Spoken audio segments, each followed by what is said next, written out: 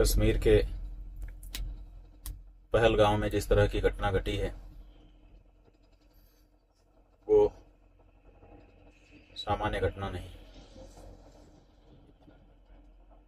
पहली बात जो है वो ये है, जो हमारे देश के बड़े बड़े नेता समय समय पर कहते रहते हैं कि आतंकवाद का कोई धर्म नहीं होता। इस घटना ने ये प्रमाणित कर दिया है। नेतागण बोलने से पहले अब सोचिए, घटना ने प्रमाणित कर दिया कि ये धर्म होता है आतंकवाद का। आतंकवाद का धर्म होता है और इसीलिए लोगों का धर्म पूछ करके उनको मार दिया गया। किसी एक धर्म विशेष का होने के कारण उनको मार दिया गया। और जिन्होंने जान बचाने के लिए अपने आप को कहा कि हम इस धर्म के नहीं हैं, उनके कपड़े उतरवा करके उनका खतना देखा गया और फिर गोली मारी गई।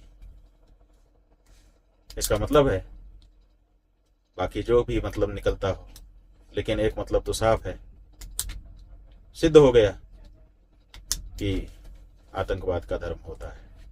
हम तो कहते हैं आतंकवाद शब्द भी क्यों इनके लिए उपयोग में लाया जाए। आतंकवाद में भी वाद शब्द है, वो भी वाद माने एक दृष्टिकोण होता है। ये कोई दृष्टिकोण नहीं है, ये तो वहशीपना है, राक्षसीपन है। इनको राक्षस कहना शुरू करना चाहिए। और जिन लोगों ने ये कहा था कि कश्मीर में हमने ये कर दिया है, वो कर दिया है, आइए स्वर्ग की वादियों का आनंद उठाइए। आपके आश्वासन पर ये लोग वहां पर गए थे। आपको भी विचार करने की आवश्यकता है कि आप कहां चूक रहे हैं। इस तरह से जो लोग वहां के लोगों को रोजगार देने के लिए गए हुए हैं, उनके साथ इस तरह की नृशंस घटना करना राक्षस के अलावा कोई दूसरा नहीं कर सकता। जितनी निंदा की जाए कम है। घटना के हो जाने के बाद अब आप जो भी कहना वो कहते रहिए, अपने आप को बहुत बड़ा वीर बताते रहिए, लेकिन इस तरह की घटनाएं हो जाती हैं, आखिर आपका प्रशासन कहां रहता है।